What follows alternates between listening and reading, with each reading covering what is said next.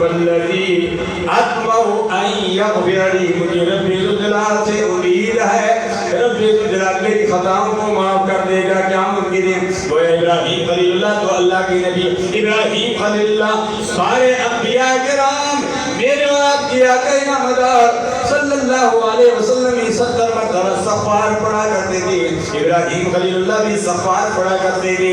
اور دنیا والوں کو یہ بتا دیا، اے دنیا والوں، اے میرے امتیو، اللہ کا نبی تو بخشا ہوا ہوتا ہے، اس میں کی قسمت ہوتی ہے، وہ تو معصوم ہوا کرتا ہے۔ سارے کے سارے انبیاء کرام معصوم عن الخطا ہوتے ہیں۔ انبیاء کرام نے دعا مانگی ہے تو کس کے لیے دعا مانگی ہے؟ میرے آقا نامدار صلی اللہ علیہ وسلم روزانہ 70 مرتبہ استغفار پڑھا کرتے تھے تو کس لیے پڑھا کرتے تھے؟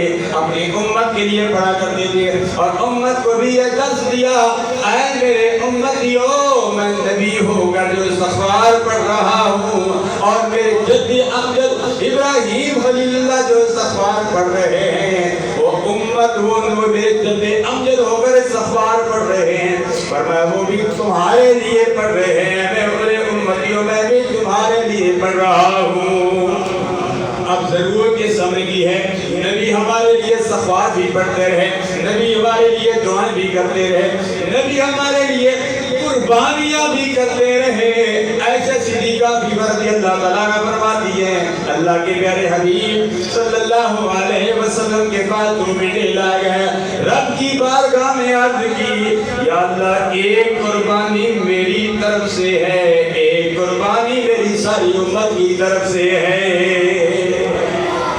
سرکار کو اپنی امت سے کتنی محبت تھی، محبت کا تقاضا یہ ہے کہ ہم سب تعلیمات مصطفیٰ صلی اللہ علیہ وسلم پر عمل کریں۔ تعلیمات مصطفیٰ یہی ہے کہ پڑوسی کا حق ادا کریں، چھوٹا بڑے کا، بڑا چھوٹے کا، بیوی خاوند کی، خاوند بیوی کا، استاد شاگرد کا، شاگرد استاد کا، سارے ایک دوسرے کے حقوق ادا کریں۔ تمہاری کامیابی بھی اسی میں ہے۔ دو ہی لفظوں میں پیغام دیتا ہوں، حقوق اللہ کی بھی پاسداری کرو۔